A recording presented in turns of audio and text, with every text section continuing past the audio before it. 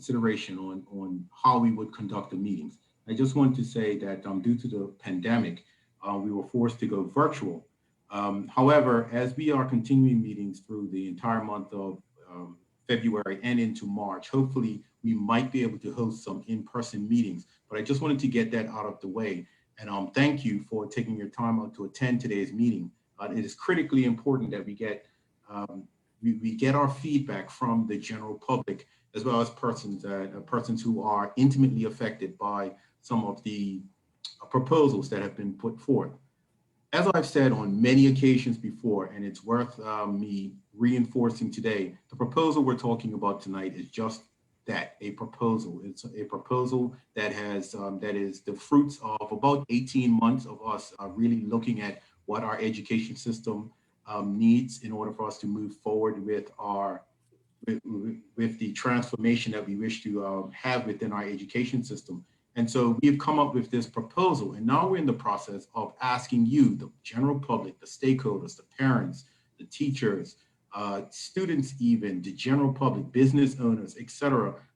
What is your opinion of this? And we're hoping that consultations like this that we're having tonight will bring us, will help us to first understand what the proposal is about and why we have presented it, and also gain some feedback from you, because we're quite happy to know that you have read the consultative documents and you've come tonight not only curious to see what we're going to say, but with some ideas that you can perhaps put forth on your own. During this meeting, we'll be laying out the rationale of why we've come to such a proposal, because we know, and you know, that Bermuda's children deserve the best that public education can offer. The best in 21st century learning, the best in teaching, the best in facilities, and the best in technology. We haven't come this far by being timid. We haven't come this far by being afraid to make the suggestions that we feel are bold and necessary in order to move our school reform along.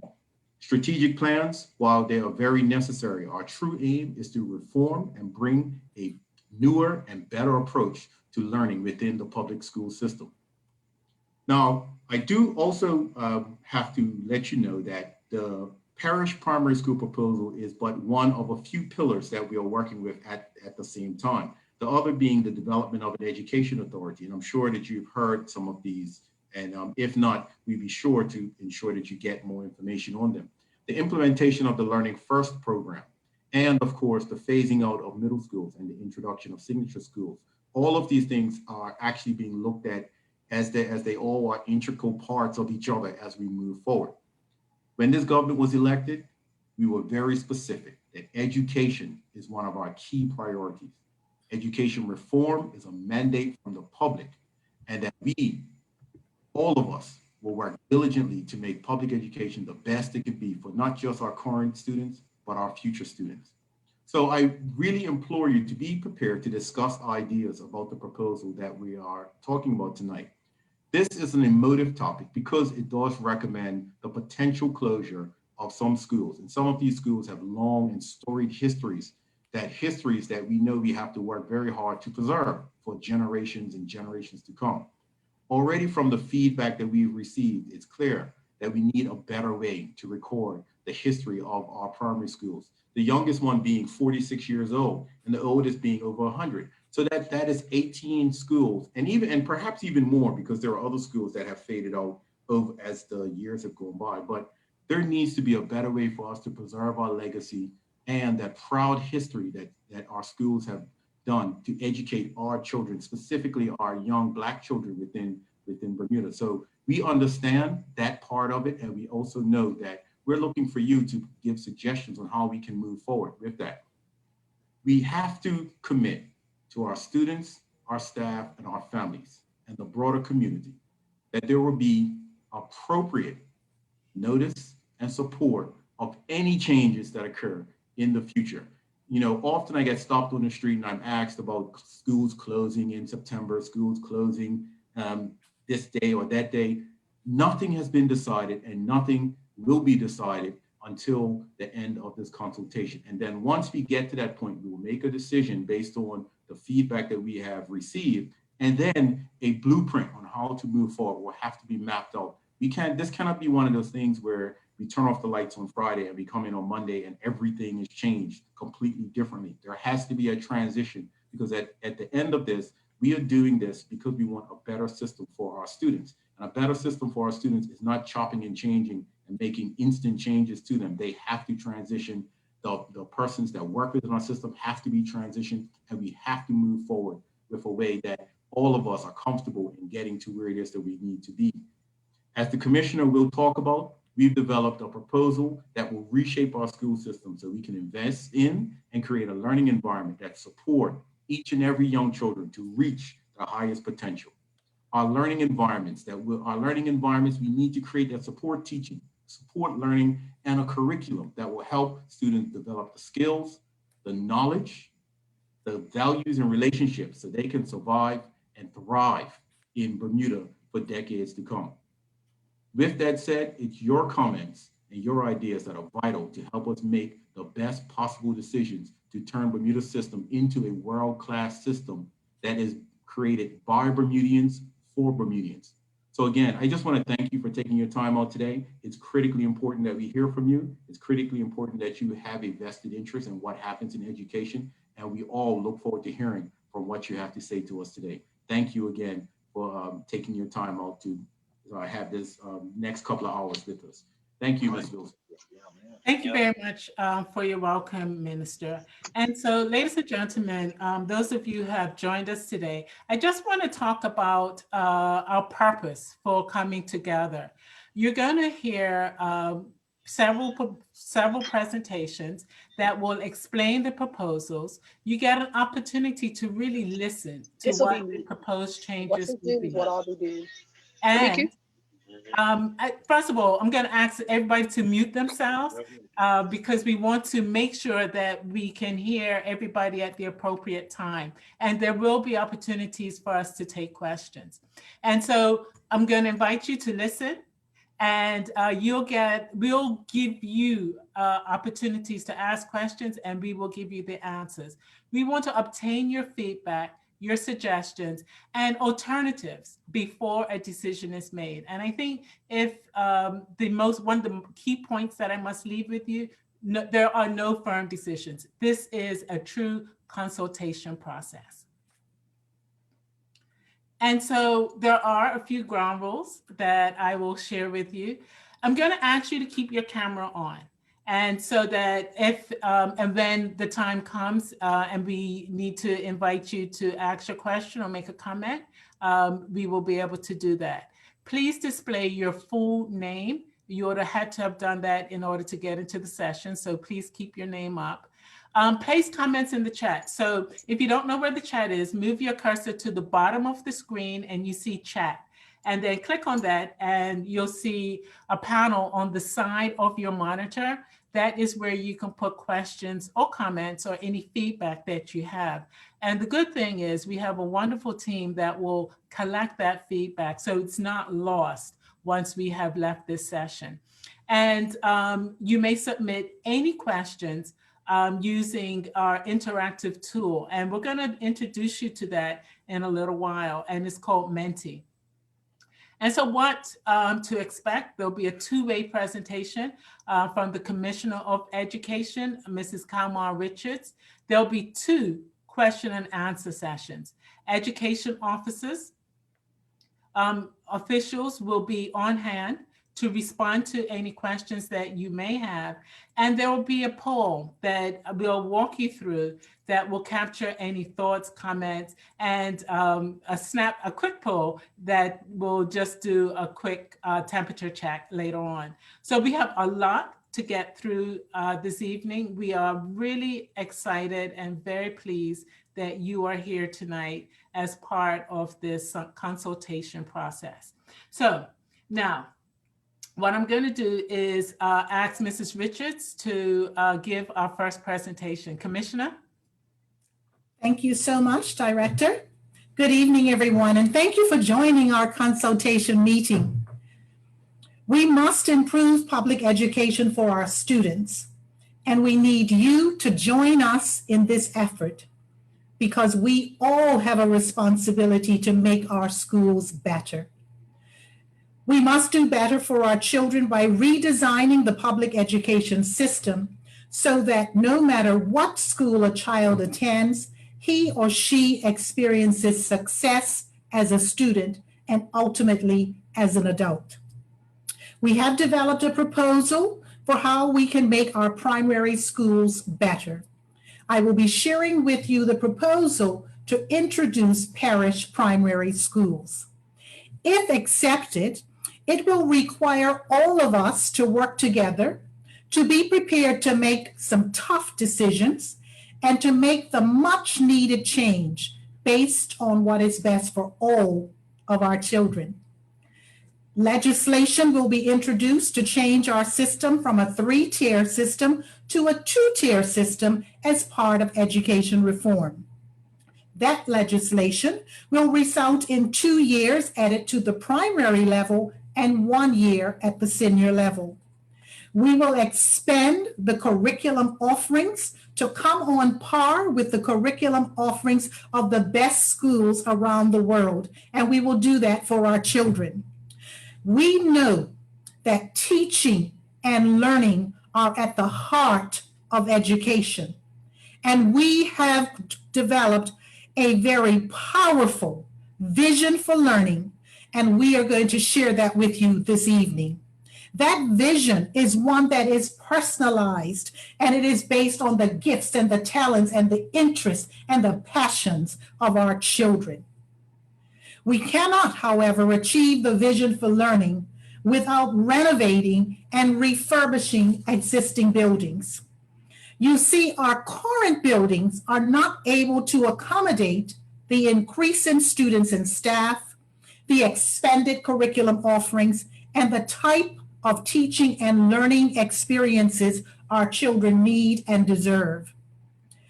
We will also propose fewer primary schools, 1 per parish, with 2 in Pembroke Parish, to ensure equity and better utilization of our resources. This evening, I will also be sharing with you the concept and the vision for what a parish primary school is. That is what parents and the surrounding community can do to help schools to become better. I will also share the factors that we consider to determine the 10 school locations which can be developed to achieve the powerful vision of learning for our children. I am so excited about what the proposed changes would bring for the education of our children and how these changes can have a positive impact on their future and future generations. Our children deserve the best that we can give to them, and we have to come together to make our schools the best for our children.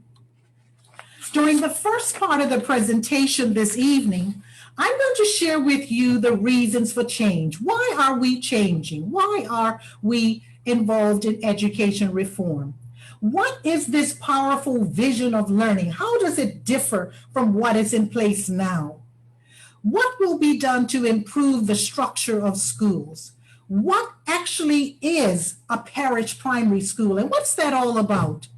And I will also share some of the reasons for why we would need to have fewer primary schools. Well, first of all, we do need to transform education for our students.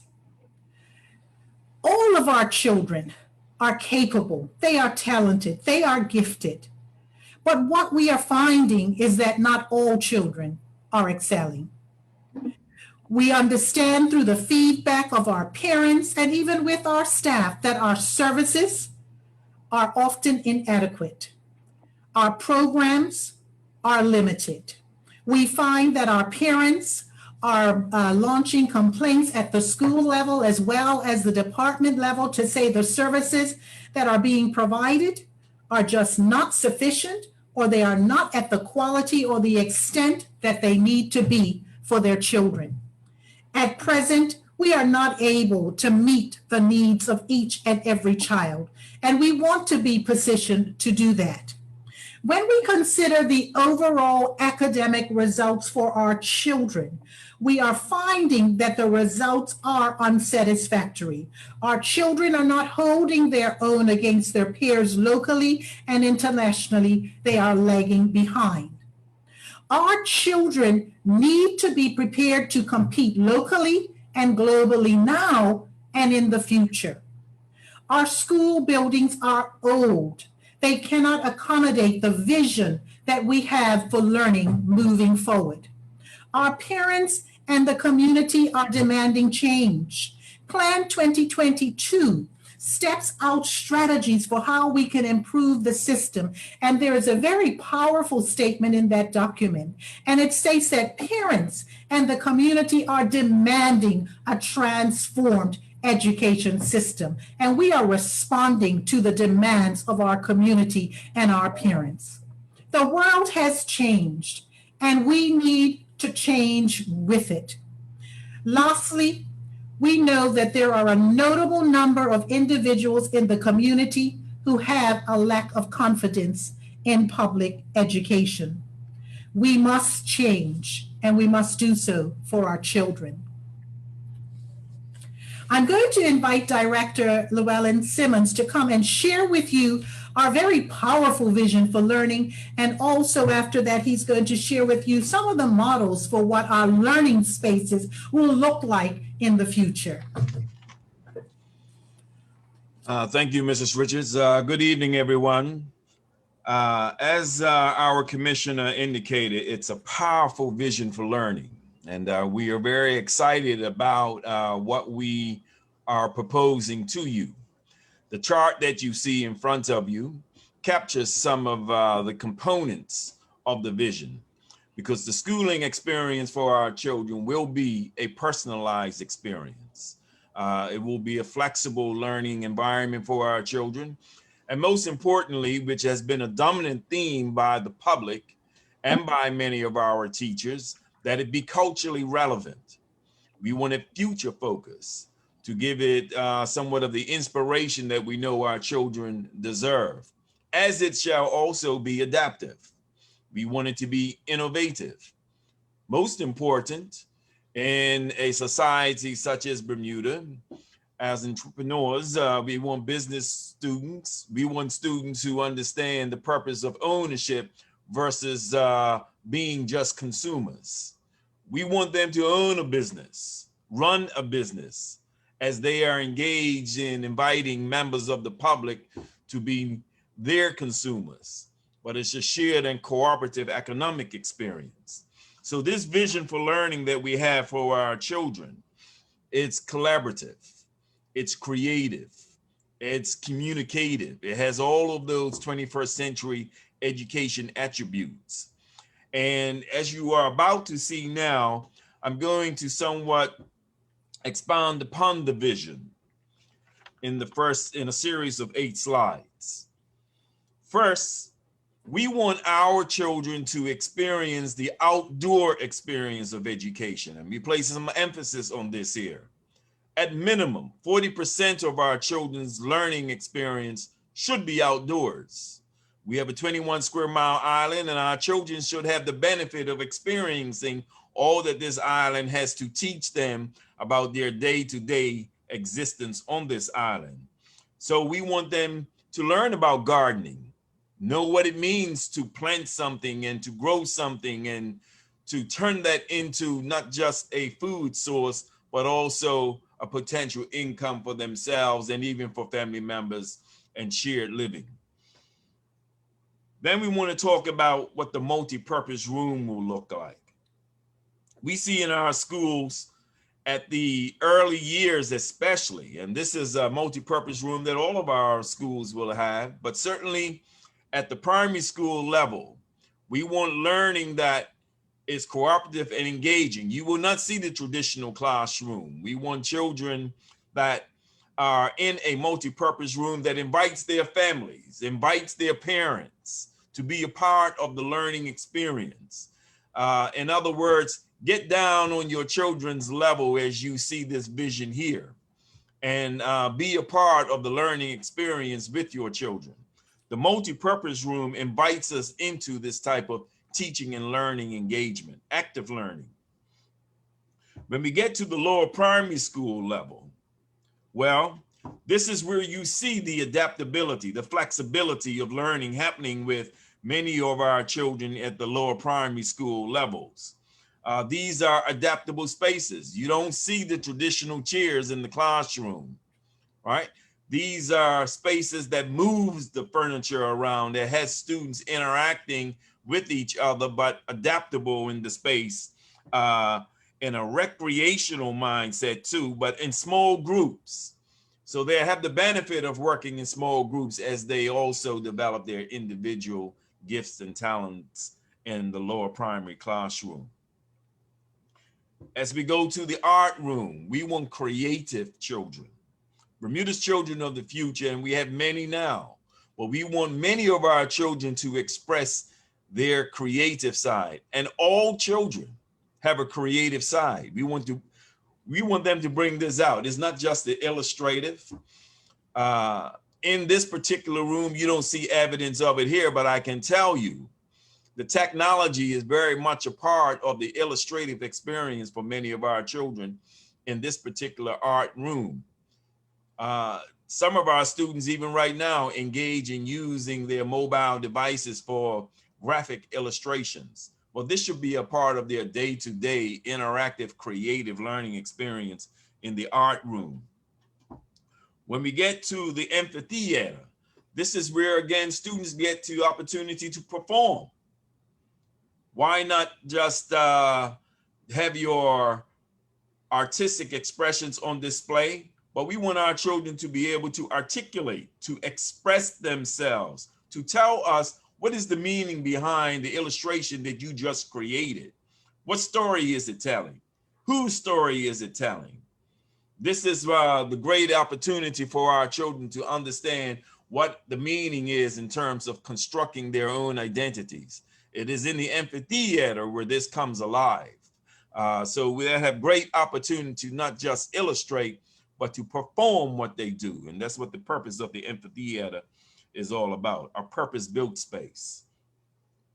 Then we're talking about the larger classroom, upper level. And you see by this particular design really gets the teacher out of the seat. In this new classroom, the teacher cannot afford to be behind the desk. This is really engaging students interactively, as you can tell by the type of tables and furniture that's in this classroom. Gone will be the days of those row by row, traditional row desk and chairs. Students will be collaborative at the table, cooperative at the table, designing and problem solving together at the table, where their personalized learning experience is integrated with a cooperative learning experience. That is the vision for learning that we have for many of our children at the primary school level. When we get to the next room, some will call it the maker's room. I call it more the innovative room. This is where the 3D studio, you may hear of fabrication laboratories. Well, we want our students to produce, to create something. And this is a room and a laboratory and an innovative room where this comes alive. When I talked about becoming entrepreneurs, this is where students begin to shape their business ideas. This is where children begin to shape the type of jobs and the type of businesses for Bermuda's future that they will run and that many of us will support. So the innovative room is where production comes alive. And then finally, outdoor space again. As it communicates for outdoor recreational space purposes, we want more than just our children in the outdoor recreational space. As you see here, modern design, but again, open play. Play is very much a part of the primary school developmental process. And we want to integrate play with academic and active learning. So this isn't just a sit down, stand around and watch recreational space. This is a learning space. This is where students not just develop their fine motor skills, but their gross motor skills. and come to shape and identify some of the creative things about who they are in this spacious outdoor recreational environment. So I hope you get a sense of the type of vision that we want to convey and put out there in our new schools. This is the Bermuda of the future that our children deserve. And all and everyone that's present in this presentation, you are not co-conspirators, but stakeholders in this vision. So thank you. Thank you, Dr. Simmons. You know, the vision is really powerful, and we really cannot prepare our children for the future in buildings that were really built for the past. And I'm just excited about what the learning experiences will be like for our students, but also what those teaching experiences will be like for our educators. Thank you so much for sharing. Mm-hmm. You're welcome. I'd like to talk a bit about the concept of the Parish Primary School. You know, highly effective schools have high levels of parent and community engagement. The concept of the Parish Primary School aligns with our vision for learning. You heard Dr. Simmons talk about the importance of having our children go outside of the school to be exposed to what Bermuda can teach them. And so we envision primary schools where they become the hub of the parish, where the surrounding community, where the parents, where those in the neighborhood channel their energy and their efforts into helping the school to become successful. They embrace the school. It becomes their school.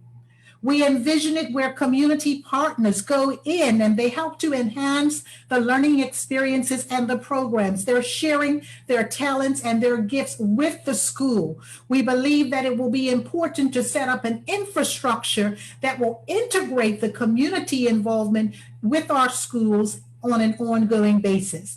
Right now, we'll have sporadic opportunities where, someone from the community or an organization might go into the school once a year or perhaps once per term. But we are talking about an ongoing and sustained partnership with our schools to enhance learning, to support teachers around professional development, to share services and resources, not only for our children and our staff, but also for parents within that community, where communities take ownership for the success of the children.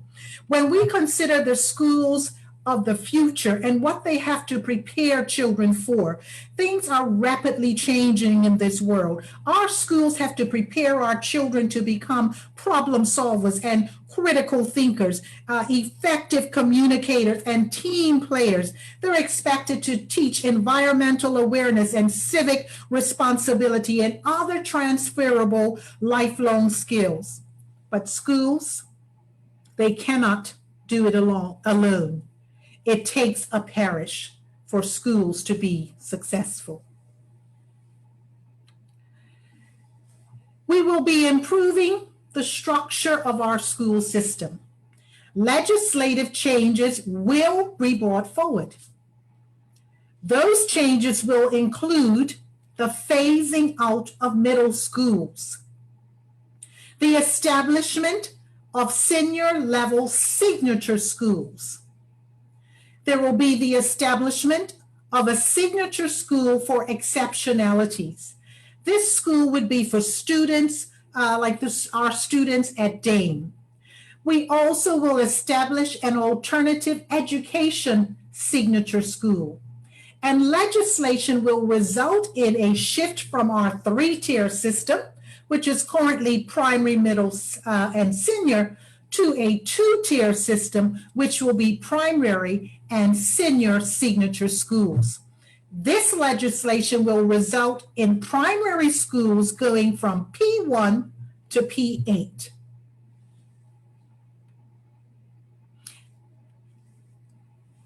I'd also like to share with you why we need fewer primary schools, because I know many of you are thinking about the fact that we're proposing that we reduce from 18 to 10 parish primary schools, one per parish with 2 in the Pembroke parish.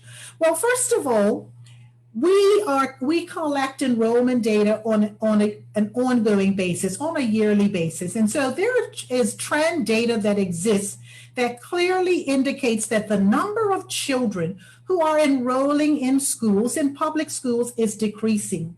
Along with that, there is a decrease in the birth rate. And so we anticipate that this trend of decreasing enrollment and the birth rate will continue into the future. The facilities you heard us talk about for the future, our current facilities, as I stated earlier, are old. Our buildings are old. They cannot support the vision of learning. You heard Dr. Simmons talk about that vision. It's being personalized. You heard me talk about the fact that we're going to expand the curriculum offerings. We will need specialized rooms to do that. And Dr. Simmons shared about what some of those rooms would look like. Our facilities, our buildings as they are, cannot support the new vision for learning.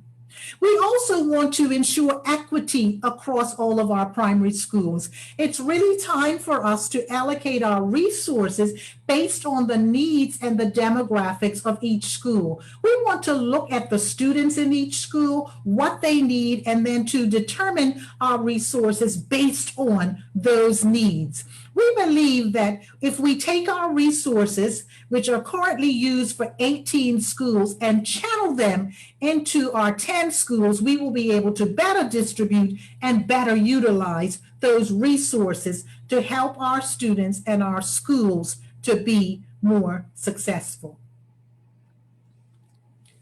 So Director Batamosi, I'm going to turn it over to you for our questions.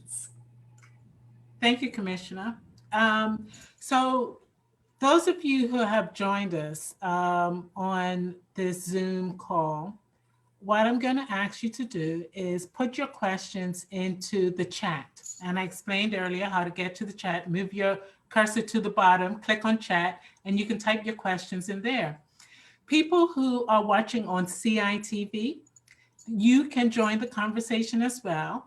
There's a phone number for you to call. And I'm just looking at CITV screen over there. So the phone number is 478-3301. And somebody will answer the phone and give us the question that you are asking. Also, if you're on Facebook watching this, please type your questions into the space at the bottom of the screen, and you will be able, in the comment section, and you will be able to have your question selected by one of the monitors who are looking at all medium that we're using to get the questions and to make sure that everybody, no matter where they are or what device they're on, has an opportunity to ask questions. So the question is, what comments do you have on the proposal to introduce parish primary schools with one primary school per parish and 2 in Pembroke Parish? So the question that is being asked, what comments do you have on the proposals to introduce parish primary schools with 1 primary school per parish and 2 in Pembroke? So let's go to the chat and see what questions we have there. And so one question, did not see a gymnasium. I hope we are not going to a multi-purpose gym. Commissioner, Dr. Simmons, would one of you like to take that question? Yes, I can. And I just want to reassure the participant who asked the question that we will have a purpose-built gymnasium amongst other purpose-built or specialized rooms for our children, ensuring that they have adequate, or I should say world-class facilities for sports and sports preparation is going to be very important moving forward. And so another question from the chat. This presentation seems to speak to brand new buildings or at least serious renovations. Is there funding for this, for renovations? Would this be during the school year? I can take that question, Aderonka. Okay, Minister. Ms. Wilson, thank you. I want, first of all, the government is truly committed to ensuring that what we need to do to make our education system world class will happen. In terms of what the processes that we're looking at now, we have to kind of take away what we've already known to be existing, such as summer works and those sorts of things. What we are talking about is we have to have a truly innovative and transformative look at what it is that we're doing for our education system. And so there are already several financing models that have been looked at, but however, we are not anywhere near that portion yet. What we are doing today is we're talking about the proposal, and within this proposal, we'll come, once we finish this consultative process, we'll be in a position to make a decision on moving forward, whether we move with what we proposed or whether we've had the consultation has said, hey, we may have to look at this slightly differently. Once that happens, we will then be in a position to talk about how that transition will work, what the blueprint is for recreating our schools, whether it's intensive renovation or new builds. And then we'll be able to plan that out and we'll be able to move forward with that. So I understand that question because it happens a lot. People ask, well, where's all the funding going to come from?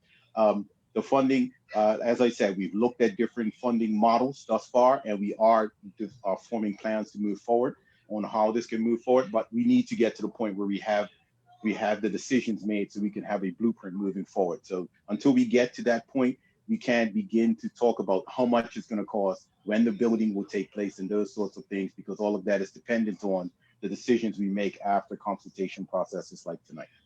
Thank you. Thank you. Thank you very much, Minister. I also want to add, for those who would like another method to add their question, if you go to menti.com and you put in the code 2715264, you'll get a screen, the Mentimeter, and you'll be able to put your questions in there as well. So we have lots of avenues for you to put your questions, and because we do want to hear from you, we do want to be able to hear your thoughts and comments and get the feedback on this first part of the presentation.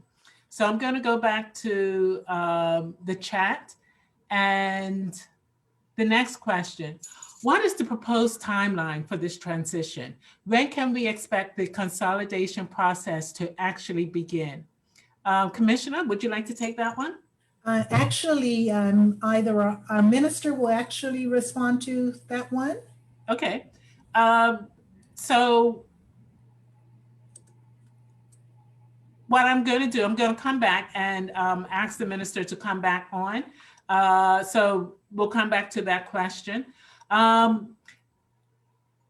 A great question from Ms. Joins. Will the Parish schools be named after a prominent person who has impacted that particular parish? Yes, Dr. Simmons and I have had a brief conversation around that, and I'd like to invite him to share his thoughts on that. Well, thank you. You know, my thoughts on this are, well, yes, to answer the question. We believe that our schools should be renamed, but this isn't a decision of ours of what that name will be. But I can say it should be the name of not just a prominent person, but a prominent contributor to education in Bermuda. So there's lots of discussion about that, and lots of thoughts about who persons could be. And for some of the names in the school, but we would expect and hope that the name or the renaming of schools is after persons who have been or are significant contributors to education, deceased or alive. Well, thank you. Thank you. Thank you for the answer to that question. And I'd like to invite the minister to come back and just answer the question that was put up in the chat. Minister, what is the proposed timeline for this transition? When can we expect the consolidation process to actually begin? And thank you. That is a very topical question, and it's one that we do get a lot. Right now, as I spoke earlier, we are still in the process of doing the consultation portion. And once that is completed, we will start planning that blueprint and that transition moving forward. So at this time, it is no concrete timeline for this to happen. And I know some people are a little scared of that because there is this narrative out there that schools will close in September of 2021, schools will close in September of 2022. There has been no timelines given for that. We are working through this methodically, and we are working through this as slowly and as we can, because as you've heard myself say, and you've heard the Premier say on numerous occasions, we will measure not once, twice, we'll measure 3, 4, 5, 6 times, because we have to get this right. However, we will ensure that the public is well engaged in as we move forward with these particular plans. And so when we develop these blueprints and these transition plans moving forward, the public will have plenty of time to know this is coming. So it won't be, as I said in my opening, we turn off the lights on Friday, we come in on Monday, and everything is changed. It will not happen that way. There will be plenty of notice given to everyone that's involved, because we have to do this right. Thank you very much, Minister. I'd like to go to a question from Facebook right now.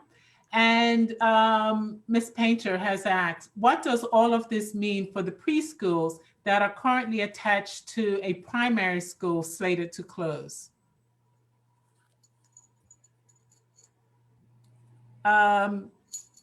Ms. Richards, should I go to you for the answer? Yes, thank you. What does it mean for the preschools that are attached to primary schools? Correct. The vision moving forward is to have 10 preschools, and we currently have 10 preschools.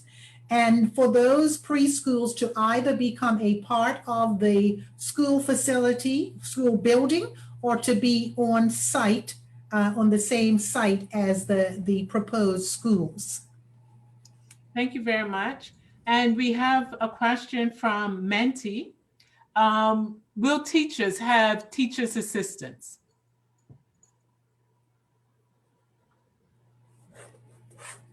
Thank you so much for that question. We've had some conversations around that as well as we continue to dialogue and envision what we want for the future. What I can say is that we envision, with the vision of learning that we have, that there will be new roles created in education. And so therefore, some significant opportunities for our staff moving forward. Thank you. And I'm happy to note that we're getting questions from all of the possible media that people are using. So I see one from YouTube. What is the maximum capacity of each primary school? And I think that a follow-on from that is how many students per classroom? And the consultation document indicated that we were looking at approximately 300 students per primary school and a teacher-student ratio of 1 to 15. Thank you very much. And I'm going back to the chat. Can we, the stakeholders, have information regarding the cost of building maintenance throughout the year and the to-do list? One of the main drivers to decide which school is to be closed is the age of the building. However, age alone does not necessarily indicate the state of the building. And the statement is around the age of the building being a main driver. It was one of the factors that was considered across all of the 18 schools. During the second part of the presentation, I'm actually going to zoom in on the study factors, and there were some key study factors that were critical in helping to determine which school locations would be considered for part of the parish primary school proposal. But what those factors, and I will get to them a little later, but we're talking about the capacity to expand. We're talking about adding additional staff and students with those 2 additional years. We're talking about expanding curriculum offerings, which means building specialized rooms. So the amount of property and the acreage will play a critical role moving forward. The other is whether that facility or building or site can accommodate a preschool, whether one is already attached or whether they can accommodate a preschool, whether after development there's still sufficient green space. So those are some of the critical factors, even though there were a number of factors that were considered when we looked at all of our 18 schools. Thank you very much, Commissioner. I just want to remind people how they can submit the questions or comments or feedback. Of course, if you're on the Zoom call, you can go to the chat and put your questions in there. If you go to menti.com and use the code 2715264, you'll be able to submit your questions through that method. You can, of course, use Facebook. If you're on Facebook watching this, please put your questions and feedback in the comment section. Likewise, if you're on YouTube, go to the comment section and we have monitors looking at all of those. And if you like a traditional telephone, the phone number to call is 478-3301, 478-3301. And we have somebody at the other end of the line who will take your comment and question and make sure that it gets to me so that I can ask our presenters on your behalf. So thank you very much. Let's see where we are in the chat. The proposal speaks to an outdated curriculum. The curriculum has been in place for about 10 years. Is to change? And if so, I'm assuming, is this to change? And if so, what curriculum is being looked at? And why is the department's view? And what is the department's view? Has the Cambridge curriculum failed? Commissioner, Dr. Simmons? Well, I can be one of the responders to that question. First of all, in any proposal, as we have indicated, the curriculum is also under review.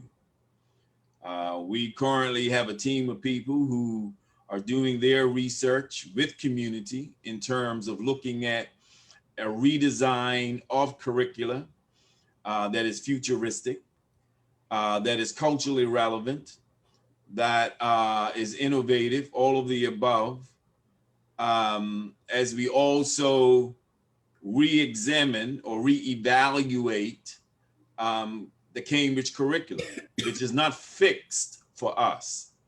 When we say a proposal that is in place, it is inclusive of the redesign, redevelopment of curricula.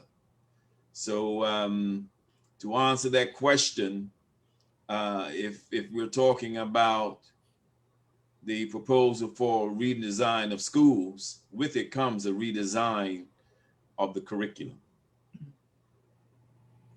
with the aims of making it personalized as well as culturally relevant. Okay, thank you very much. Another question from the chat.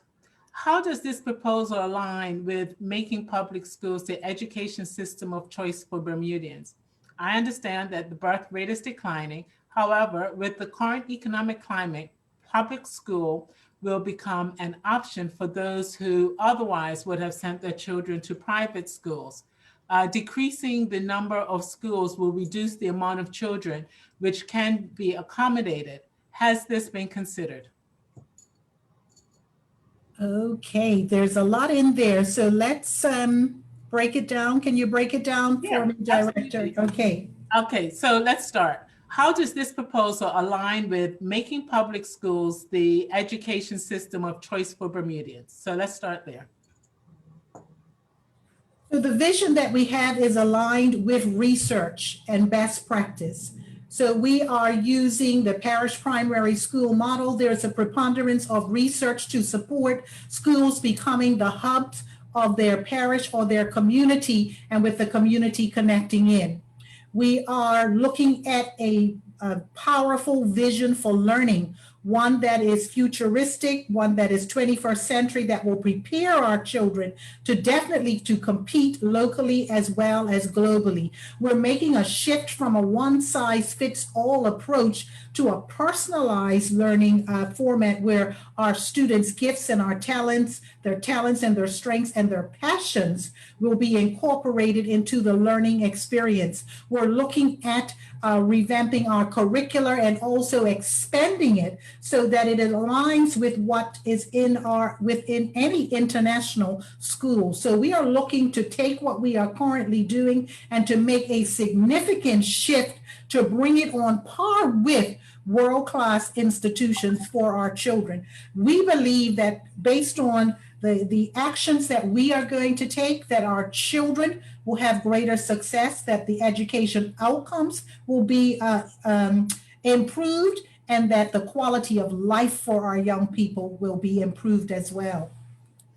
Okay, thank you very much. Now let's get to the next part of the question. I understand that the birth rate is declining. However, with the current economic climate, public schools will become an option for those who otherwise would have sent their children to private school. So that's a statement. Decreasing the number of schools will reduce the amount of children which can be accommodated. Has this been considered? Decreasing the number of schools. Will decreasing, so if we have just one school per parish, will reduce the number of children which can be accommodated. No. Given that what the person's saying is that people will be moving their children from private schools back to the public school systems in this economic environment. We do hope that that will be the case. In our document on page 28, we have some data around the number of students per parish. I think what we would want our participant to understand is many of our schools right now, the enrollment numbers are significantly low. If you look at the total number per parish, you will see that our proposal to have schools that have up to 300 students fit the projections for the numbers that are being shared. Thank you very much. We'll do one more question from the chat, and then I'll do a quick whip around to the other media that we're using. Are there plans for separating the P7 and P8 groups from P1 through P6? Should we not consider starting secondary education after P6? This is with respect to research that supports separating these critical developmental stages. We certainly appreciate that comment, and I want to underscore that no decision has been made yet. We will collaborate with educators, we will collaborate with parents and the community, and we will use the research to determine how we actually structure the buildings and organize the children within those buildings. Thank you very much. And I would also invite the participant to submit the proposal that was just shared in the chat in writing. Thank you very much.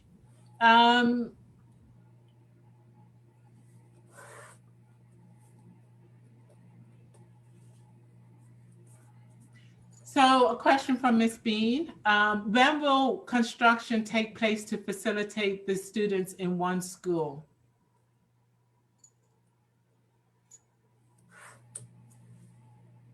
Is our minister still online? Let me come back to that. Sure. And let's go to another question, and then we'll come back to the minister. How many teachers will be in classrooms considering there will be larger classes? Let me just make a correction there. Currently, our classes range from a ratio of one teacher to approximately 15 to maybe 18 children in P1, and it can go up in the upper primary. There can be as many as 22, 23 students in a classroom. Our consultation document and what I just shared was that we were looking at a ratio of one teacher to 15 children. So we're not looking at larger classes. Okay. Because the question was how many teachers would be in a room with the children. We're looking at a ratio of one teacher to 15 children. Okay, thank you. And so I'd like to ask the minister to answer a question that has come in. Minister, are you there? Yes, I am here. Thank you so much. When will construction take place to facilitate all the students in one school? Again, that is very similar to a question that was asked previously. We are currently undertaking this part of our consultative process, and this part will give us the necessary things we need to make the decisions on how we're going to move forward with the parish school idea, whether it's tweaked, whether we do something different than what we've proposed. All of those answers still need to come forth. Once we finish this consultative process and we're in a position to make a decision, at that point we will start the planning phase, and the decisions that we make from this will guide what that planning phase looks like. So it's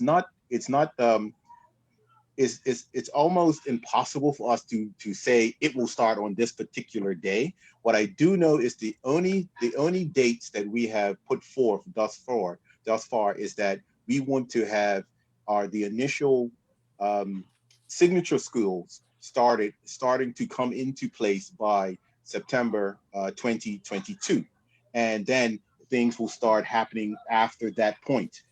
So at this point, it's very, very difficult for us to come up with a concrete timeline because so many things need to be answered. And I believe I was looking at some of the other questions and some of the other parts that we're doing. And one part in Facebook was someone asking, how can we talk about reform if we don't have timelines together? And this is where we are doing things differently from what's been happening in the past. We give ourselves unrealistic timelines for things that still haven't been developed yet. We have to develop these. We have to have the critical answers in front of us that will allow us to make those critical decisions in order to move forward. So until we do that, we are not going to have something where we come on and say, we will do it by this day. And then we realize there are other questions that need to be answered in order for that to happen. And so I do appreciate the questions, and some people saying that, what is the timeline? How can we know that?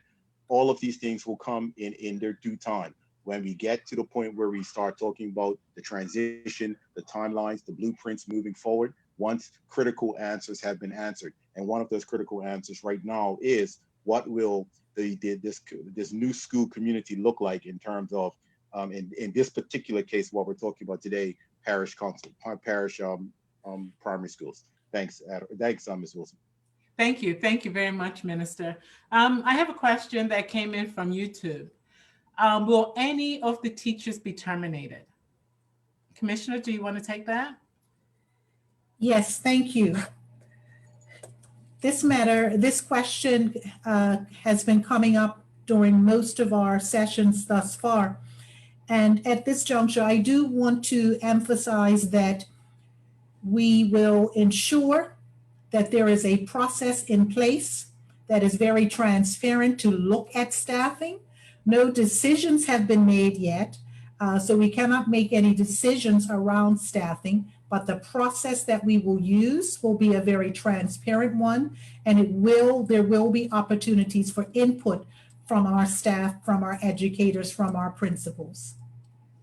Thank you very much. And just to remind people how they can submit their questions and feedback, menti.com, code 2715264.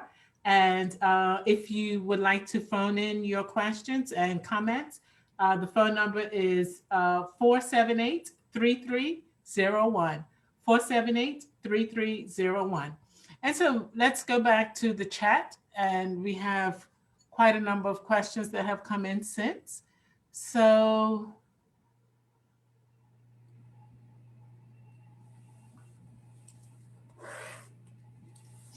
will there be opportunity for consultation feedback once the ministry decides what course to follow re school consolidation? It's difficult to provide feedback when it's all up in the air.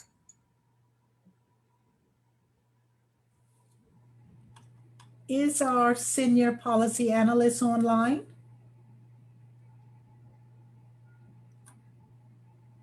Good evening. Yes, I am, Mrs. Richards. Thank you.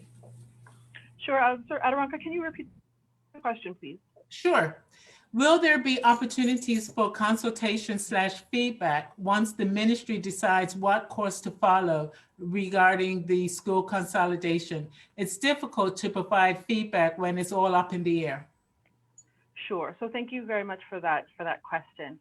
The ministry certainly is once there are any decisions made, certainly are committed to providing opportunities for feedback on an ongoing basis. So the decisions that may come out of this consultation process will also feed into further development of plans and processes, as well as potential future options. So certainly there will be opportunities for feedback into the future. Okay, thank you very much. And I just want to read a comment that was put in for people who are on the chat, but those who may be looking through other media. If you look at page 25 in the consultation document, it shares the current state and the future state of teacher-student ratios. So if you don't have a copy of the consultation document, we will put up information shortly on exactly how you can get it. But also, if you do have the document, then please, there is a lot of information there. So let's look at the poll. So a poll question.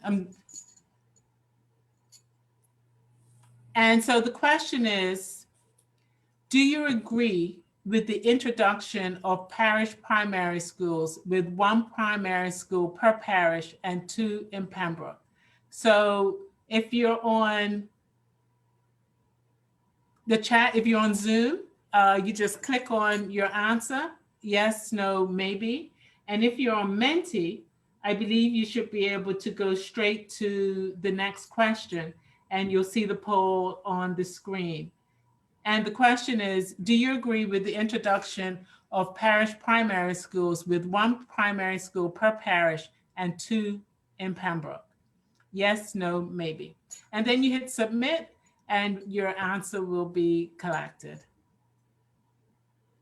And I just want to remind everybody that the questions that you're asking, even if we didn't get a chance to get to them, we are collecting them.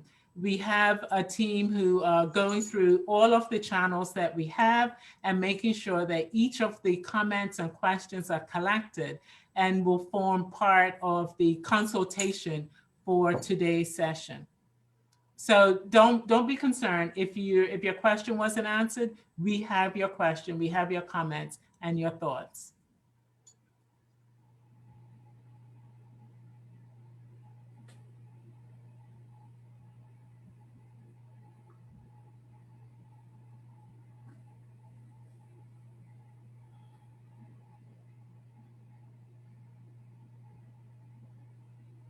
And so those of you who are on Zoom with us, you'll look in if you look in the chat, you'll see the link to the primary school consultation document.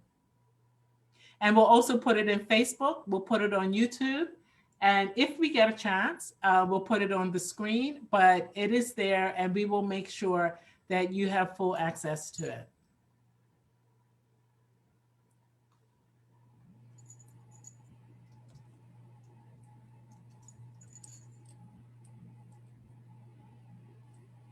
And so what we're doing now is we're answering the poll on parish school consultation. And we'll give you 1 or 2 more minutes. And the question is, do you agree with the introduction of parish primary schools with 1 primary school per parish and 2 in Pembroke. And your options are yes, no, maybe. We have 30 seconds left.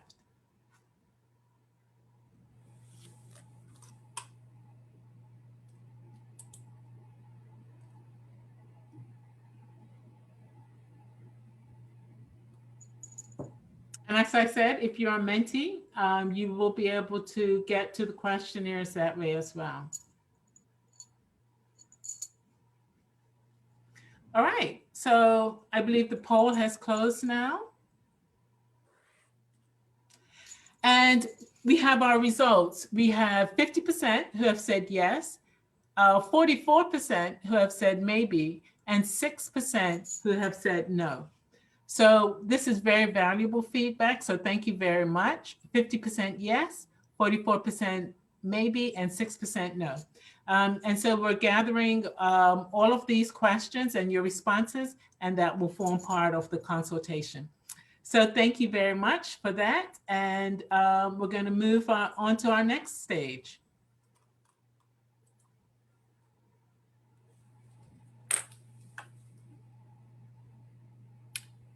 Thank you, Director Batamosi Wilson. We're ready to share for part 2 for the proposals for parish primary schools. During this part of the presentation, I'm going to share with you the factors that were used to decide which primary school locations should be refurbished or rebuilt. And then I will drill down a bit and talk about the specific proposals for parish primary schools, specifically for those parishes that have more than 1 primary school.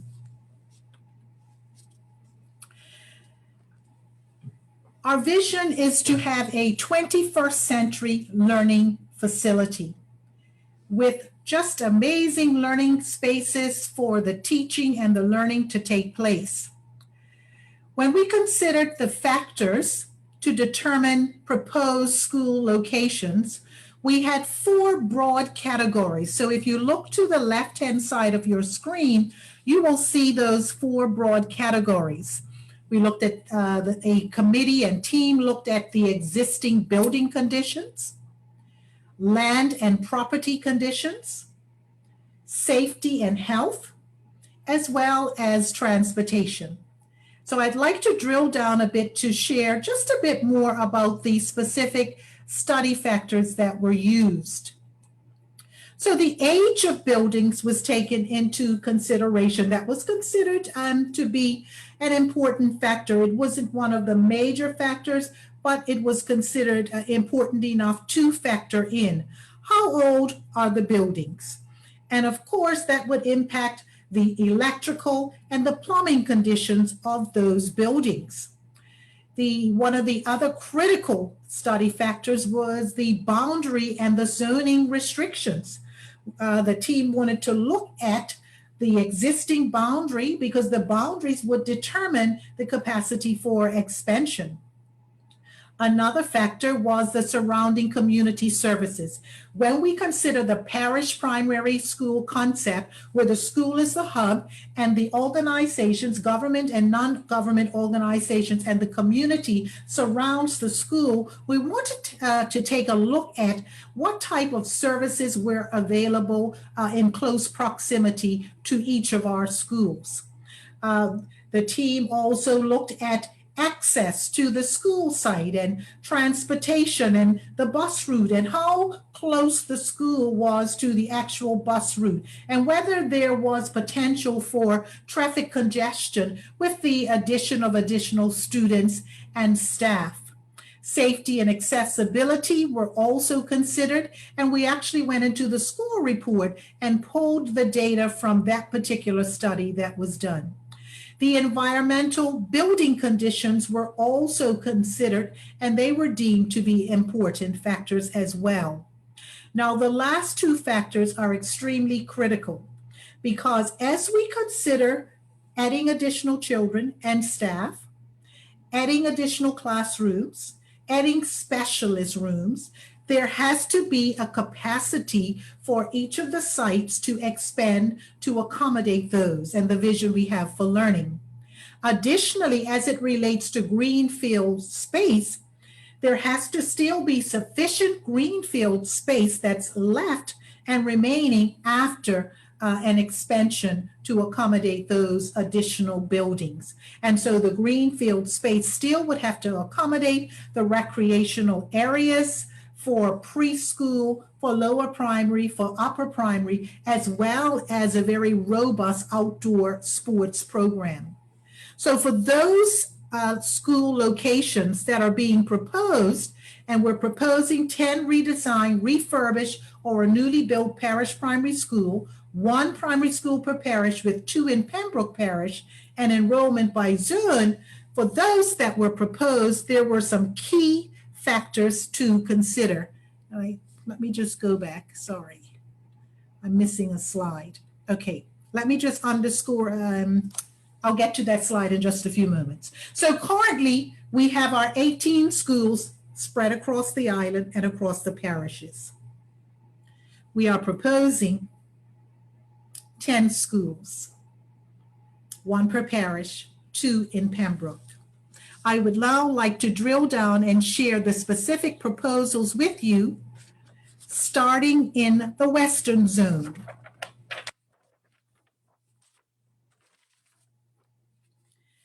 Sands Parish currently has West End Primary and Somerset Primary.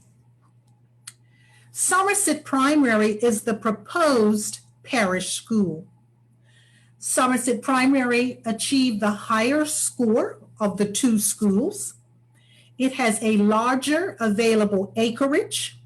It has the capacity for development expansion, and it can accommodate up to 300 students plus additional staff.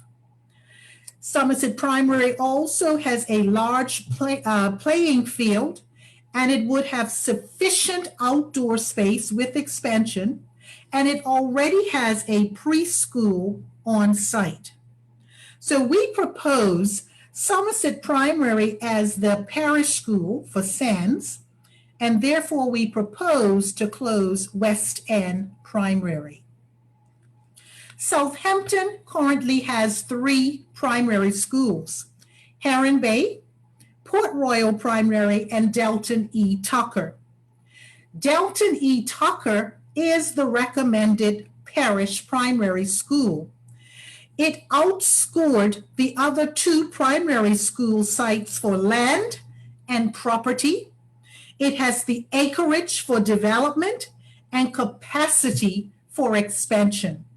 Southampton Preschool is also adjacent to Delton E. Tucker. So we propose Delton E. Tucker as the recommended parish primary school. Therefore, we propose that we close Port Royal Primary and Heron Bay Primary School. Purvis is the only school in Warwick, and so we will look at developing Purvis to become a 21st century learning facility. So we'll now move to the Central Zone. So for Paget, we have Paget Primary and we have Gilbert Institute. Paget Primary is the recommended parish primary school. Paget Primary scored almost double in the weighted scores for land and property conditions than Gilbert Institute. And for those of you who may be familiar with Paget Primary, you will know that it has significant acreage and land behind the existing school. We are proposing Paget Primary as the parish school for Paget, and therefore we propose to close Gilbert Institute. In Pembroke, we are proposing 2 parish primary schools. Presently, we have 3 schools: Victor Scott, West Pembroke, and we have Northlands Primary. Victor Scott and West Pembroke are recommended as the parish primary schools because they receive the highest scores. Both schools have the acreage and the land potential for expansion.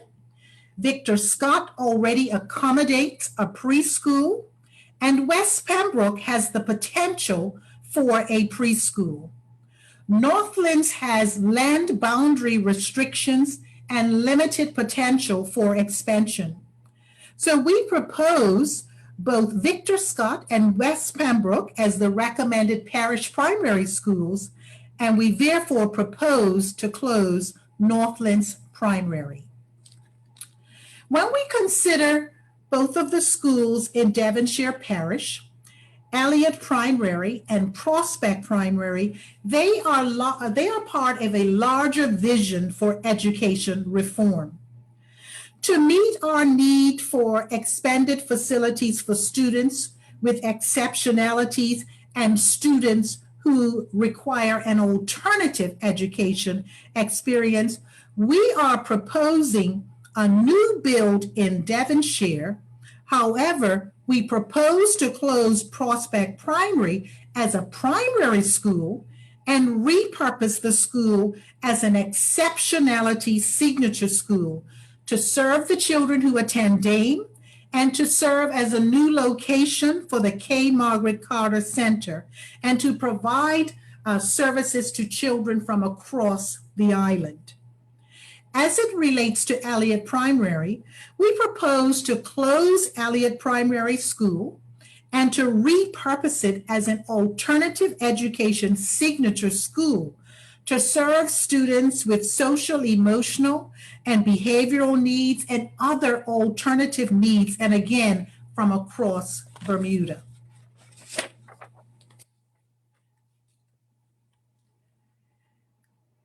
When we move to the eastern zone, we will move to St. George's Parish. And please note that Francis Pattern is the only school in its parish, likewise with Harrington Sound.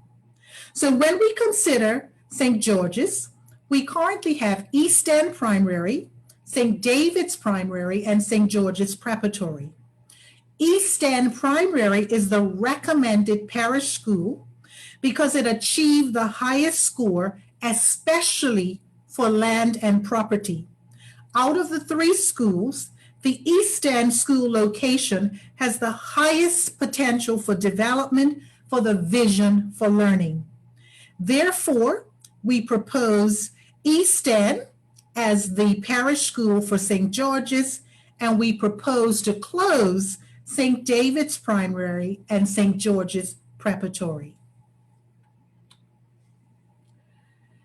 When we consider the schools that are being proposed for the locations for the parish primary schools, there are some key features that they have in common. The facilities can be expanded and developed to accommodate the new vision for learning. We are looking at 21st century learning facilities and learning spaces. We are looking at adding on additional classroom and purpose-built rooms. And so each of the locations have to have the potential for expansion to accommodate up to 300 students and additional staff, to accommodate an on-site preschool that can accommodate up to 30 students. And with the expansion and development, still have sufficient green space for outdoor recreational areas for preschool, for lower primary and primary, and a robust sports program.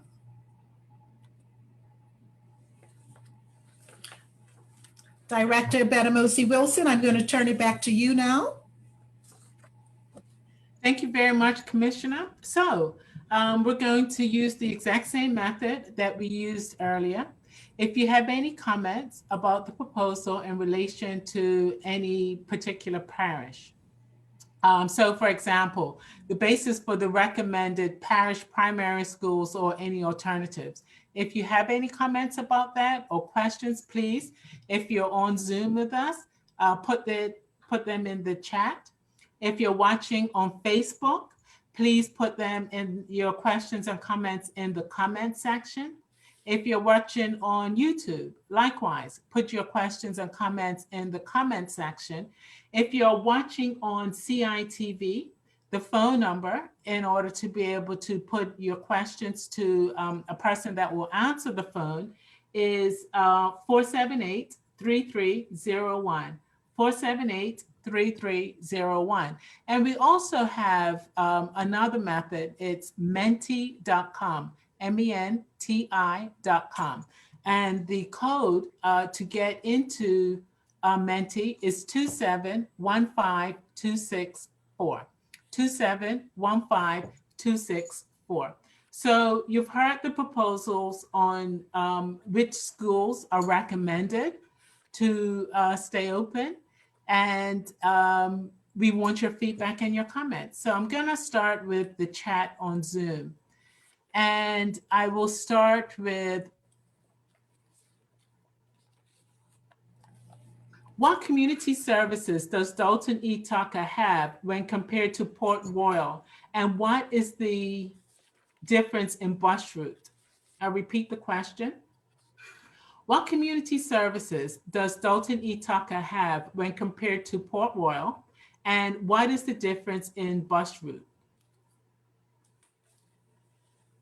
I can give some examples. So we're looking at not only community services, but we're looking at the government and non-government organizations that are in the area. Dalton E. Tucker, which is located in Southampton near the fire services, not too far from the one of the Pompano hotel. There's a restaurant, grocery store in the area, laundromat, gas station, etc. So those are some of the types of organizations that would have been factored in for Dalton E. Tucker. Port Royal, which is located in just near St. Anne's Road, would have some areas, I think the Reefs is up the street, etc. But those are the types of things that would have been factored in when we were looking at the organization. So it's not just the services, it's also the organizations and the businesses that are in the area that would have been considered. What was the other part of the question? And what is the difference in bus routes? So I can share the factors. So the bus routes would have examined the proximity of the school to the actual bus route, and the distance in which children have to travel when they get off the bus. So those types of things would have been factored in to the bus route. Are you able to have a list to compare? Well, this study is on page 57, and I would refer the person answering the questions to go to page 57 and look at the scores that were given for the respective study factors. Okay, and this is, as a reminder, 57 in the consultation document. So those of you that have it, please have a quick look at that page. And so I'm going to take a question from YouTube. There are some parishes that are more heavily populated, for example, Western parishes. Has this been factored in?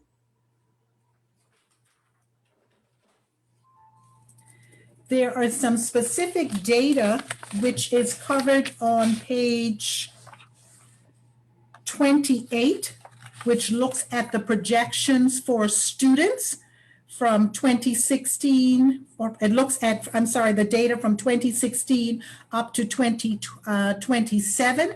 And so the projections for that are here are aligned with the vision to have schools accommodate up to 300 students.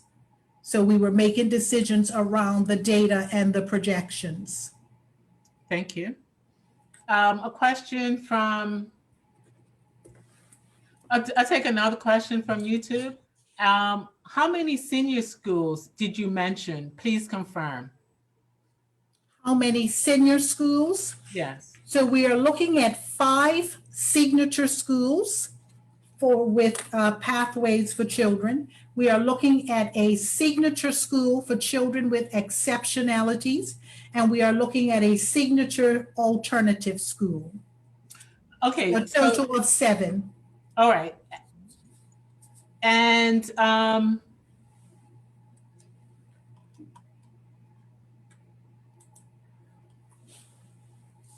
Were the two proposals for Elliott, and this is from Facebook, were the two proposals for Elliott and Prospect as signature schools, is that for primary and secondary school students?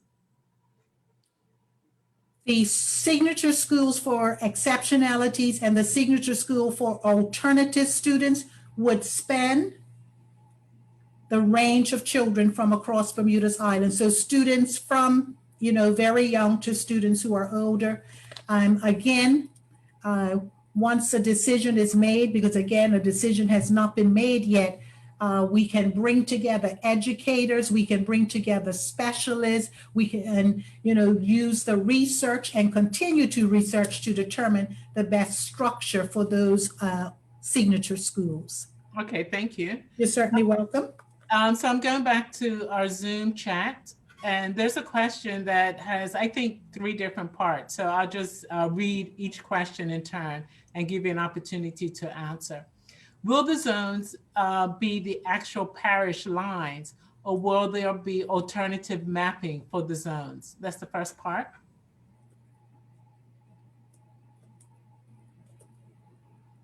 And so the next part of the question, also in Pembroke, will there be more than one, where there will be more than one school? How will it be determined which school children will be placed in?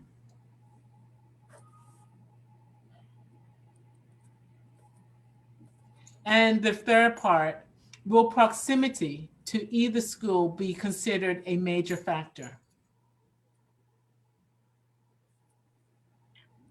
Mrs. Richards, would you like me to take that question? Yes, thank you. Yes. Sure. Thank you for the opportunity to respond. So yes, we're proposing parish primary schools. However, enrollment would still be by zone. So currently we have 3 zones across Bermuda for the primary level. And so we are intending to keep the zone process in place. We do have obviously zone boundaries. And because one of the sort of the goals, as with the vision with parish primary schools, is to have equity across the school system. So we will have to take a look, once some decisions are made, we will take a look at potential boundary changes just to try to ensure that there's equity across the zones in terms of children. Currently, the registration or the enrollment policy, in addition to zones, is based on proximity as well as priority for siblings. So there's no intention at this time to make any changes in that regard. However, we are also looking at parent choice. And in the consultation document, it does say that certainly where there is under enrollment, we will certainly look at having parents have some additional choice, potentially across zones. But the priority would still continue for priority for siblings as well as proximity. Thank you very much. You're welcome. Okay. And another question from the Zoom chat. In the report, there is discussion of a public-private community partnership. Why is the model of an already assisted school like St. George's Prep not being used as this model? This already exists at Berkeley and was shared by Cedar Bridge. Why would you close a school that already has many of the aspects that you are claiming as 21st century learning? I think it's important to underscore here that we have not made any decisions to close St. George's Prep or any other school. We are consulting, we have a proposal, we're consulting broadly, and we're taking any feedback before a decision is made. Thank you, Ms. Richards. And so I'm going to go to our other sources. And I just want to remind people, if you wish to call in, the number is 478-3301. We do have people standing by to answer your questions. If you are on Facebook, by all means, put your question and comments in the comment section, likewise with YouTube. And we have another media that can be used, and it's menti, MENTI.com. And the code is 2715264. So we welcome your questions and your comments. And so let's go to another question. Are the schools prepared to have early morning programs? As from Miss Pitcher on Facebook. Are the schools prepared to have early morning programs? The vision for moving forward would include early morning programs for our children, but not the typical programs that we are used to. We're looking to have programs that are research-based, that are innovative for our young people, but the vision does include early morning programs prior to the start of the school day. Thank you very much. Another question from Facebook. When do you base these scorings on academic achievement? When do you base these scorings on academic achievement? That might be for Dr. Simmons.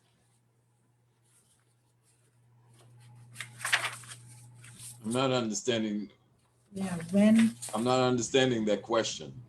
When All do right. we base? When do we base these scorings on academic achievement? Well, again, it goes back to what Ms. Richards said earlier in terms of we're still in the proposal stage. So we'll look at, if we're going to base it on academic achievement, it means looking at, you know, the existing standardized examinations that we have our students engaged in right now.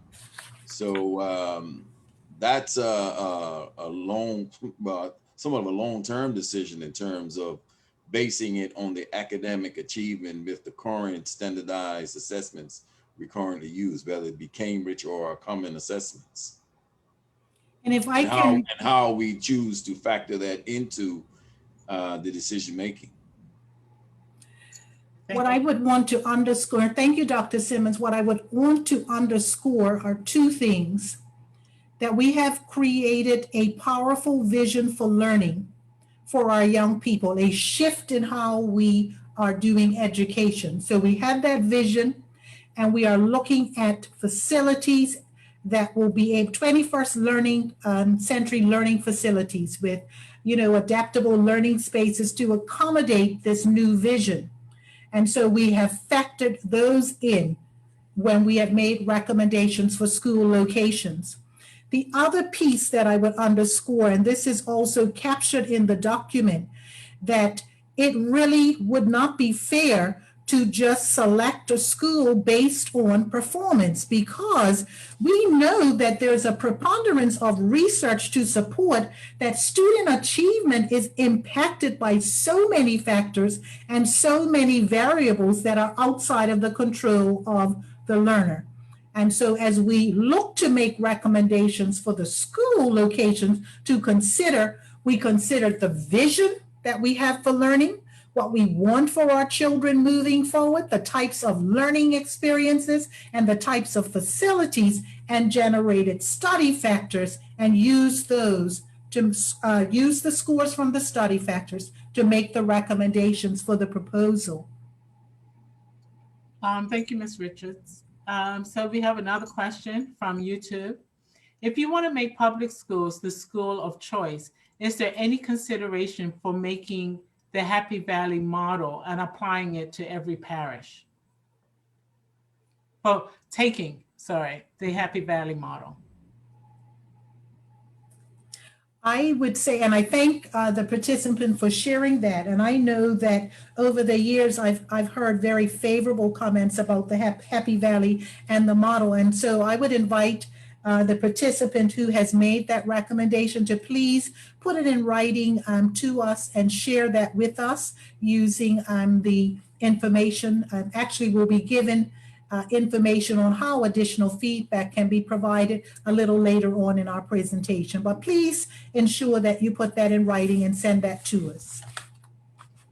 I would also add, Ms. Richards, that some of our team, especially the early childhood level, have already looked at the Happy Valley model as some of the, especially from a curricular perspective, of how it's already somewhat of aligned and integrated with some of our curricula, creative curricula at the preschool level.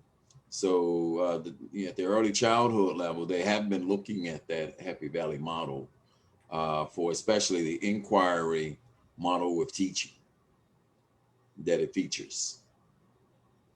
Also, Miss Wilson, I'd also like to point out that Happy Valley is one of the institutions that fall outside the remit of the Department of Education, but it is, I do recognize the suggestion, and it is something that is credible. And as the commissioner pointed out, please submit that so we can have a further look and pass that on to the ministry that is responsible for that. Thank you. Thank you all for your responses. So we now have a question that was actually phoned in. And so the question is, why not look at Port Royal as a better location for a signature school? Have you looked at the playing facility and the school and the facilities for the sporting events? Dalton and Tucker is very limited, and I do not believe they have the space for 300 students and does not have the capacity compared to Port Royal. Port Royal has more space and the property to attached, I think that's supposed to be attached to a preschool. So was the recommendation, why not consider Port Royal for a signature school? Why not look at Port Royal as a better location for a signature school? That was the initial So question. I would invite the individual making that recommendation to send it in, to submit that in writing. Thank you very much. And I'm just looking to see, make sure I haven't missed any questions from the chat. So if you are with us on Zoom, please go ahead and put in your questions in the chat. And just looking to make sure, see what other questions we have.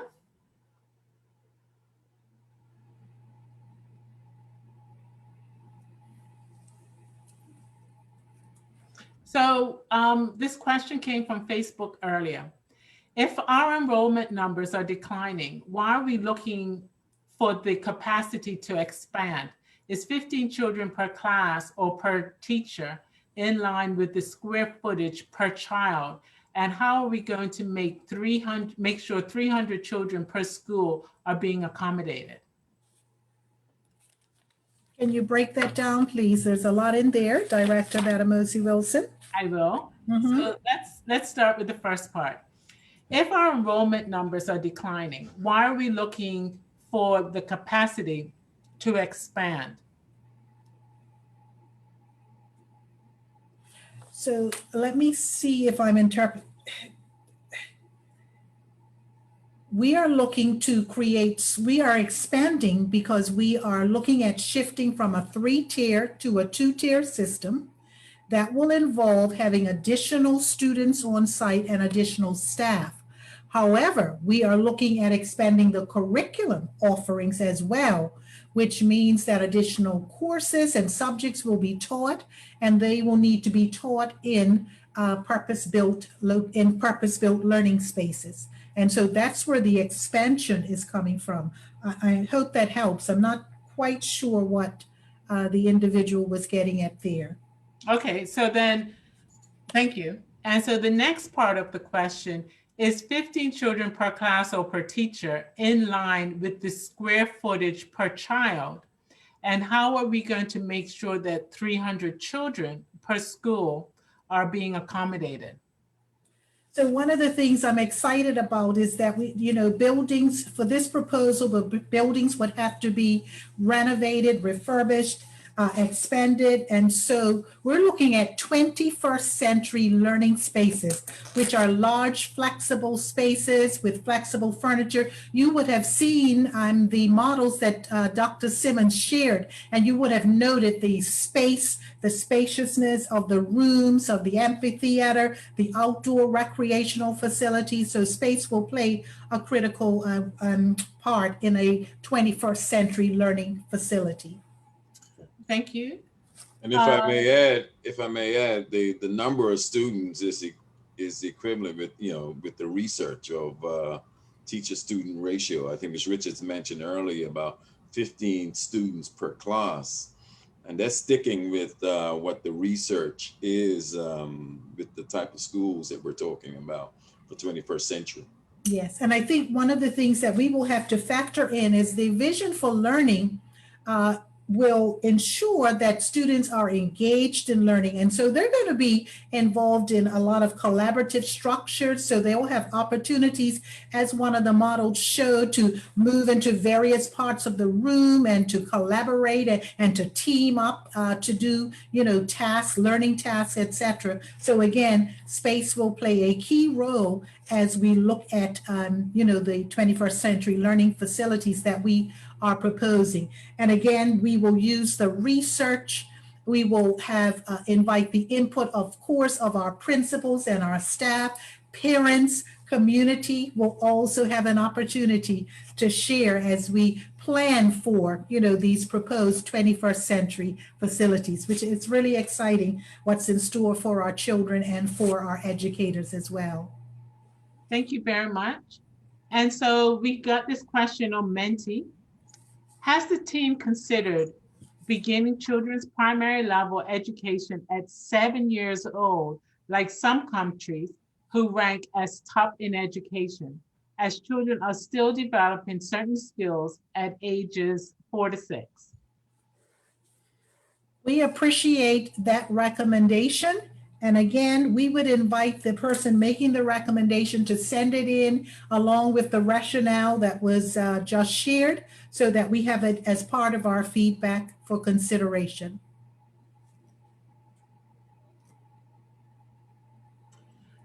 Another question from Menti. This new approach in education will require much more than state-of-the-art facilities.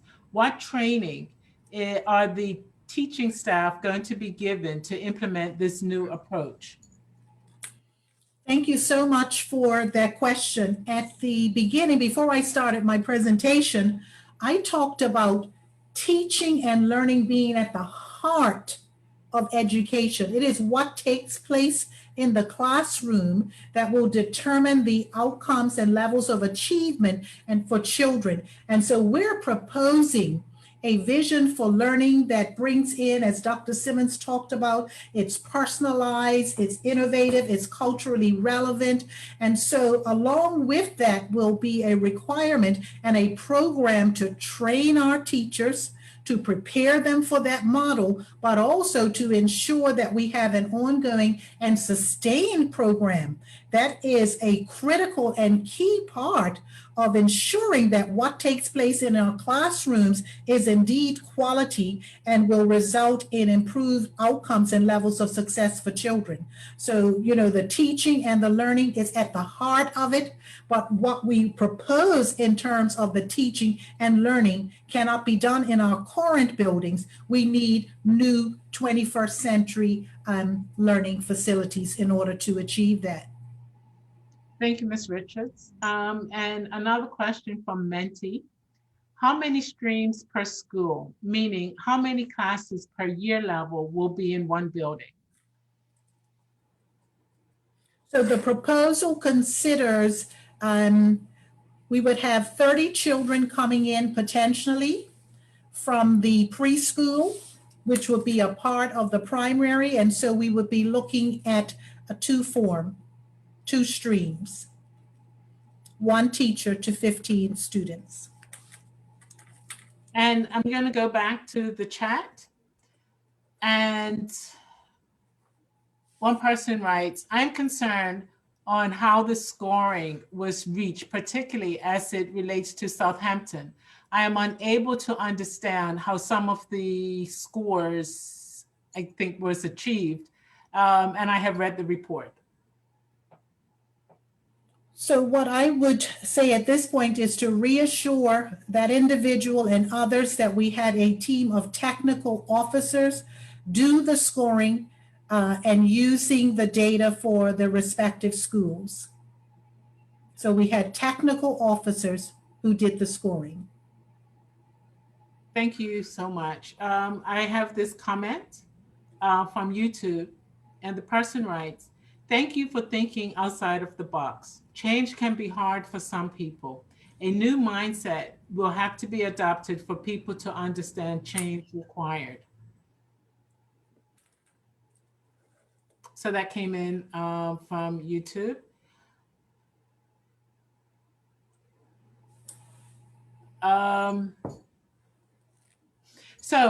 This is from the chat. Is there a specific education system that we are basing the reforms on? The bibliography for the consultation document suggests Australia.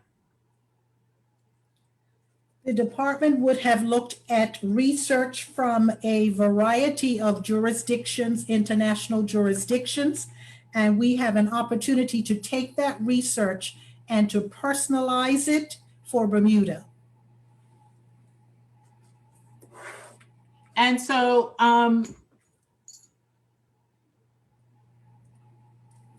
just one second.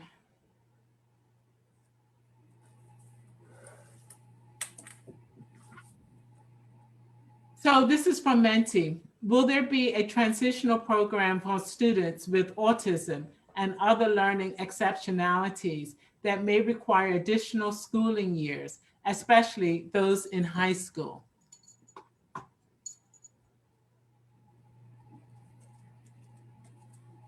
A transitional program for students with autism and other learning exceptionalities that may require additional schooling years, especially those in high school. So first of all, I hear in there a recommendation for additional schooling years. So I really want to encourage the person who's putting that forward to submit that in writing and provide the rationale along with that. As we consider the school for signature school for exceptionalities, and also the alternative signature school, there will be opportunities there for students who are ASD, as well as students having opportunities in the regular signature school. So there will be some options, more options for parents. But as it relates to the additional years of schooling, we ask that that recommendation be submitted to us in writing along with the rationale. So we do appreciate that recommendation being made. Okay. Thank you. I think this question may be for the minister, but you can state what funding is available to ensure that this isn't just another exercise. Will there be equity of resources and staff across all schools? Thank you, Ms. Wilson. I can definitely answer the part about funding because I believe this would be about the third or fourth time that question has been asked, and we do get it in quite often in these consultative meetings. And I understand why we're getting the question, so that's why I have no issue answering that. This government, as I said in my opening comments, we are committed to making sure that our school system is transformed into a system that is equitable across the system. We understand that is going to take funding to move forward with that. And so once we get past the point that we are now and we have the necessary decisions in place, we could then start planning on what the costing and what the buildings are going to have to look like, what renovations are going to be needed, what potential new builds are going to be needed. That comes at a later date, and when that does come, then costing will be assigned to that as well. Despite us not having those critical factors, we have already started to look at what alternative costing could look like, and what alternative funding recommendations could look like. We've even looked at proposals that we have received in PPPs or private or public-private partnerships. When we're talking about the education authority that we do plan to come in place, that will talk about the governance of our school system. There are funding possibilities using an authority as such. But until we get to that point, it's really a difficult conversation. I understand the frustration some people may have because we're not able to answer some of those questions, but let us answer the questions that we do have in front of us. And once we get the answers to that, we can start answering some of these questions that are already further down the line that depend on the answers that we get from the types of things we're doing, such as this type of consultation. So as I said, I realize that doesn't specifically answer the question of where funding will come from, but I hope it does get you to understand that at where we are now, it's difficult to say it's going to cost X amount, and that's where X amount is going to come from, because we don't know that. And we won't know that until we answer the questions that are directly in front of us before we start looking beyond that at questions that are critical, but they also depend on what the answers are now. Thanks, thanks, Ms. Wilson. Thank you, Minister. And so I'm just gonna wrap up with this other question that was asked, and I think this may be for Commissioner Richards. Will there be equity of resources and staff across all schools? That is the vision moving forward for our children. We want to be able to look at the specific demographics of each parish primary school, the needs of the children, and then to assign the resources based on those needs. Right now, they're assigned sort of across the board. We want to personalize it. We want to ensure the resources match the need at each of those schools. So that will ensure equity moving forward. Thank you so much. And so we now have an opportunity for another poll. And the poll question, if you are on online, you can go to menti.com. And can you, I just want to go back a bit, Director. Okay. Yes. Okay. And just wanted to share a bit of reflections with those who are online with us. And again, to thank you for coming online and to think about the fact that if we don't make the change, then we don't address a long-standing national issues about education. For years and years, there's been a call to action, a call to change, a call to reform education. If we don't make the change, then we ignore those calls to action for our children. Our children won't get the high quality educational experience they deserve. And we're talking about a new vision that is aligned with what students can expect in the best of schools around the world. And the cost of doing nothing is really too high for our children. It's too high a price to pay. Before we get to the poll, our senior policy analyst is going to share some very important information about how to get additional information in, because we've heard a number of alternatives. We've heard some recommendations come in, and we really want to encourage our participants to send those in. So I'm going to ask Kimberly McEwen to just share before we go to the poll question. Sure, thank you very much. Thank you very much, Mrs. Richards, for the opportunity to talk a little bit about the consultation process as well as the decision-making process. I just wanted to start by saying that we are listening, collecting, and capturing all of the consultation responses that people are providing, whether they be feedback or questions or comments during the meetings, via email or through the consultation response form that we have. Certainly, we're getting a good amount of feedback, and the minister, as well as officers within the ministry and the department, are reviewing the consultation submissions as they come in. Additionally, the feedback and the questions in the meetings are also being captured. So as we're reviewing them as we get them in, but also at the end of the consultation process, we will take all of the feedback and the responses that have been submitted, and we will organize them in sort of different ways that we and the minister can consider and analyze them. So that might be by stakeholder group, by parish, primary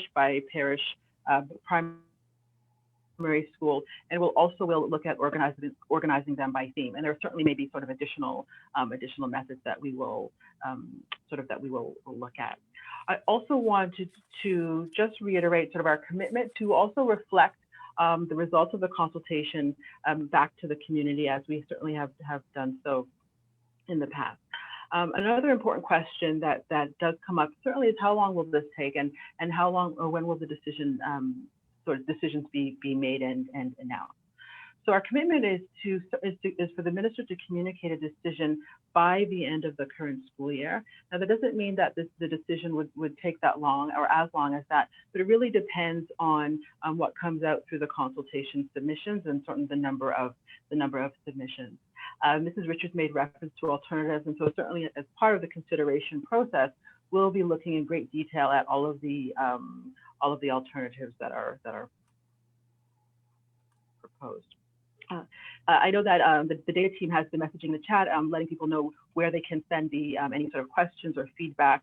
So there's consultation@moed.bm, and I think on a later slide there will also be that email address. If you look on the website as well as in the consultation document, we have a consultation feedback form. So although we're taking questions and certainly we'll be happy to take emails, it would be really helpful if people look at the consultation response form, because we're asking some very specific questions. So it'll help us to organize and analyze the data from different perspectives to very specific questions. And in that consultation response form is also sort of a general question, so you can provide general comments, feedback, as well as alternatives. So really wanted to say thank you very much for your participation. And for those who haven't submitted responses yet, certainly we look forward to receiving them and also reviewing them as part of the decision-making process. So thank you very much. Thank you.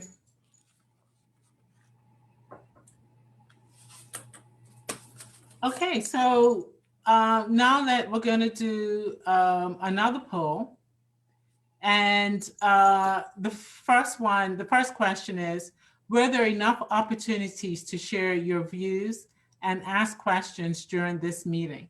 And your options for answering are yes, no, maybe. I'll repeat the question. Do you agree with let's go to the next question. Were there enough opportunities to share views and ask questions during this meeting? Yes, no, not sure.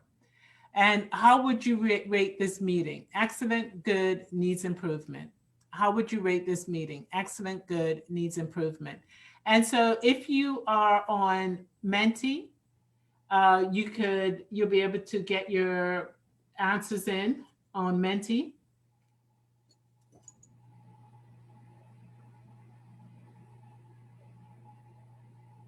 And I believe we're going to show the poll on the Zoom call as well. Yes, here we go. And so if you're on Zoom with us, you'll have the questions right there, 1 and 2 on the screen. So I'll repeat the questions, and we have about 2 or 3 minutes to respond. Were there enough opportunities for you to share views and ask questions during this meeting? And then how would you rate this meeting? Excellent, good, needs improvement. And then hit submit at the bottom. And like I said, if you are on Menti, you go to Menti, MENTI.com, and put in the code 2715264. And if you didn't get a chance or you joined late, you will be able to access Menti for the next 24 hours. So it will close down at 9 p.m. tomorrow night. So Menti will be open for the next 24 hours, MENTI.com, and you will be able to still submit your thoughts, questions, and responses.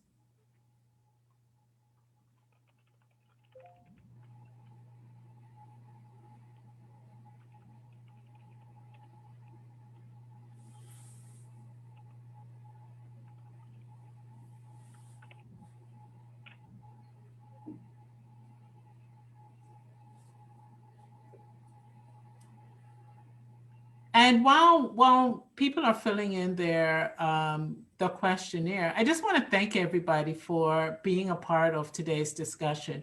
We got some really, really great questions. And if you are on the Zoom call with us, quickly go through the chat and copy any links that we've put in there, including the link to the feedback form. You should be able to find the consultation document link. We've put a lot of information in there. So quickly just scroll up through the chat and copy and paste any information, copy any information that you want to retain.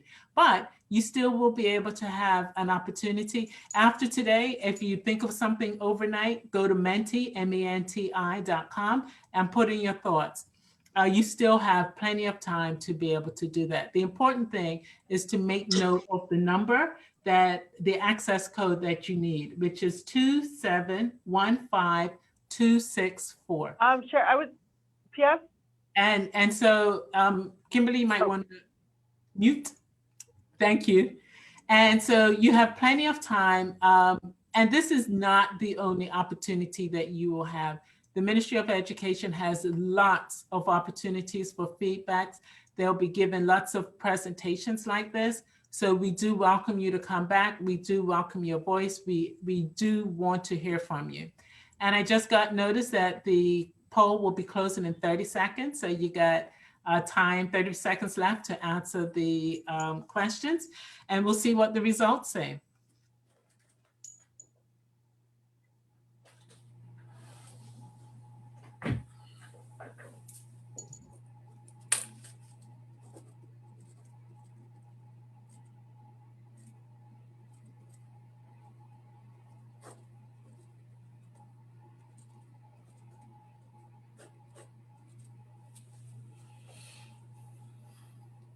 And I think the results are coming.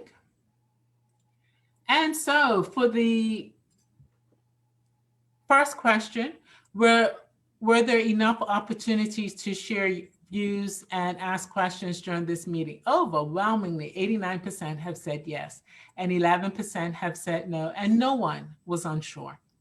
And the second question, how would you rate this meeting? 50% said excellent, 44% said good, and 6% said needs improvement. Well, thank you, everybody that submitted your views, not just to the questions, asking questions and giving your feedback, but also taking a quick 3-minute polls that we were able to get done this evening. And I believe that's the end of our time together. Thank you so much for being— Minister will do the thank you. Okay. Yes. Thank you, Commissioner. Minister, I invite you to come back and do the wrap up and the thank you. Thank you. Thank you, everyone who has participated. I do recognize that some of the things that we are proposing and some of the questions that we gave might not have fully answered some of the questions that you do have, but rest assured that the information that you have provided will help form, and it will help form what our system looks like as we move forward with it. And with that, I just want to thank you all for taking the time out to really show how much you care about our education system and what is being planned to move forward. Thank you for coming out, and I hopefully we see you in some of the other meetings that we do have. I believe we have maybe 2 to 3 of them per week from now until to March.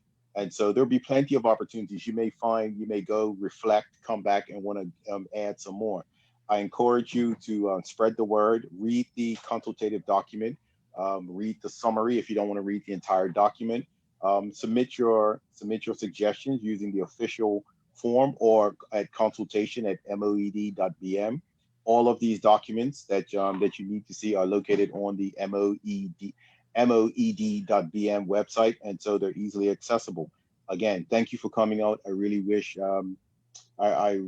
you a very good evening for the rest of it, and please take care. I understand the winds are supposed to come up again, as well as some rain later tonight. So stay warm, stay safe, and we'll see you on other meetings that we have in the future. Thank you, and God bless.